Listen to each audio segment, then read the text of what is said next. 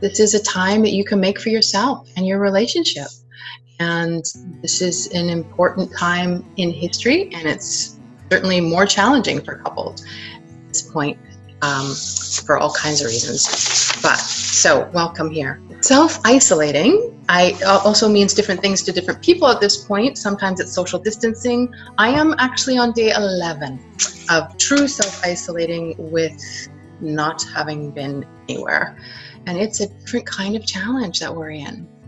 So let's just start with, again, thank you for showing up.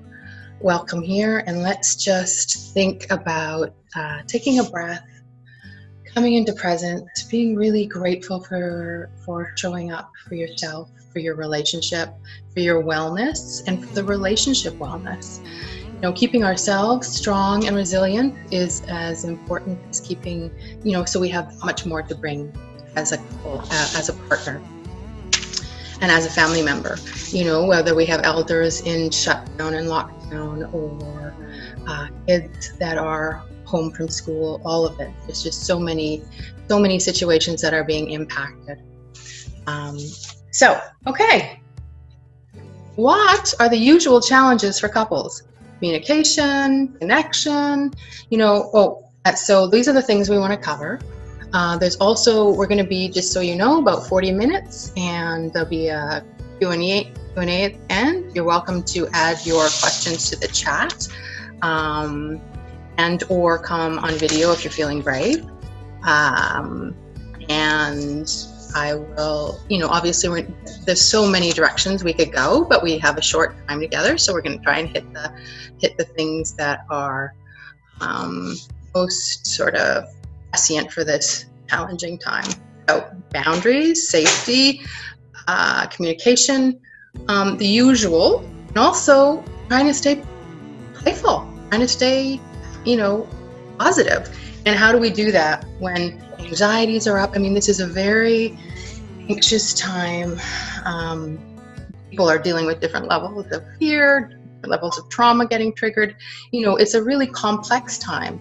So for the purpose of this time together, I'm really going to stay with some basics, but recognizing that there can be deep triggers, deep patterns. And if you're needing extra help with that, then you always need to, I really encourage you to reach out to get support, get help. And oftentimes that's in the virtual space these days. That's okay. There's lots of creative ways to do that.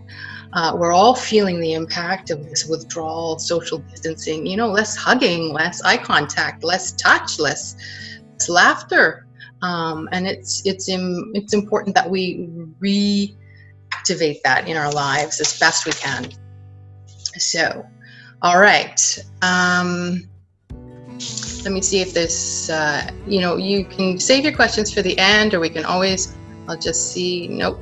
Okay, so we'll make a space for that at closing. It's also important to remember your own resiliency and how you can manage the turbulence. It's just turbulence right now. We don't know, we can't future trip, go too far in advance around how long this is going to have to be going, how complicated it's going to get.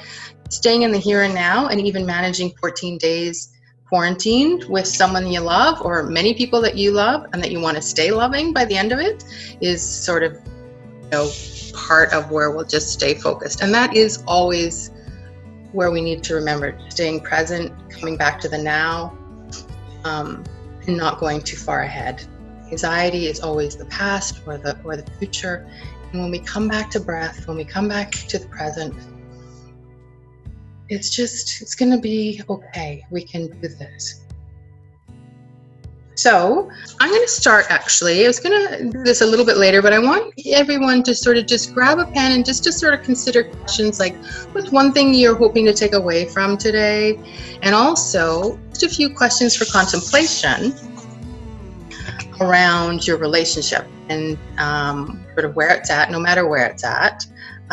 Maybe you're finding this time as a really opportunity to bring you closer when you really just haven't had enough time together. And beautiful gifts that this has, afforded people, if we're willing to consider it, and instead of the restrictions or the inconveniences, the challenges.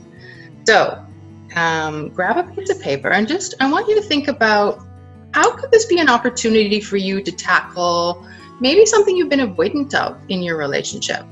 You know, maybe tackling a lot of chronic clutter, maybe a gridlock issue around blended family stuff, or, you know, who knows, whatever your gridlock issue is, maybe you've had avoidant patterns of, you know, some deeper resentments.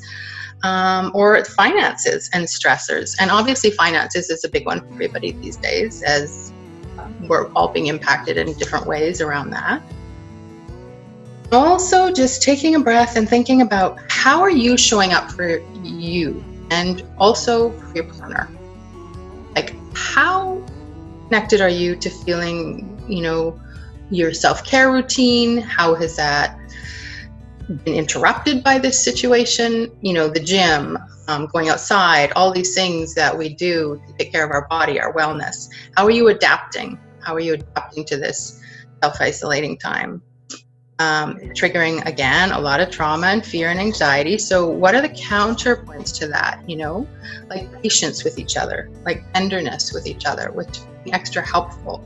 It's just being really mindful to be holding ourselves and our own energy, so that we're not projecting our own anxiety onto our partner, our family members, our own irritabilities, or being honest about how we communicate it. Doesn't mean you can't sort of air a complaint, and I encourage you to be as honest as possible around that. But this is an opportunity to cultivate a real sense of compassion for yourself and for your partner and for your family and for your extended community. You know, this is impacting everybody in all kinds of ways, and people are struggling with it at different levels.